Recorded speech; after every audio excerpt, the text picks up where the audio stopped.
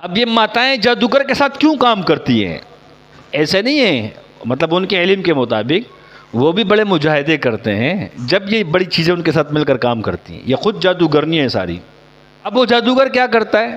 وہ اپنے نفس پر مجاہدہ کرتا ہے.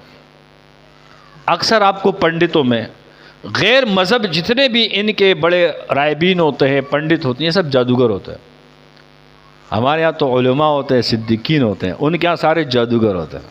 اسلام سے ہٹ کر جتنے بھی مذاہب ہیں ان کے جو بڑے ہوتے ہیں، جو مذہب کی رہنمائی کرنے والے ہوتے ہیں، سب جادوگر ہوتے ہیں. سب شیاطین ان کے ساتھ مل کر کام کر رہے ہوتے ہیں. ان کا مذہب جو چلتا ہے جادو کی وجہ سے چلتا ہے. اکثر آپ نے سنا ہوگا بڑے بڑے سادھو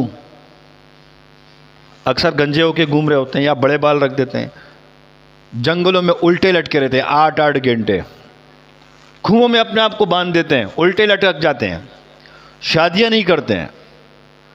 یہ ہندوؤں کی بات ہو رہی ہے جب وہ اس علم کو سیکھتے ہیں. عیسائی ان کے جو پادری ہوتے ہیں وہ بھی شادی نہیں کرتے. کیوں؟ وہ بھی نفس پر مجاہدہ کرتے ہیں. پھر ان کا جب نفس بن جاتا ہے تو پھر یہ دنیا کو، انسانیت کو مغلوب کرنے کی کوشش کرتے ہیں. جادوگر کے سب سے بڑی جو طاقت ہوتی ہے، پاور ہوتی ہے، اس کے لطیفے نفس میں ہوتی ہے. کس میں ہوتی ہے؟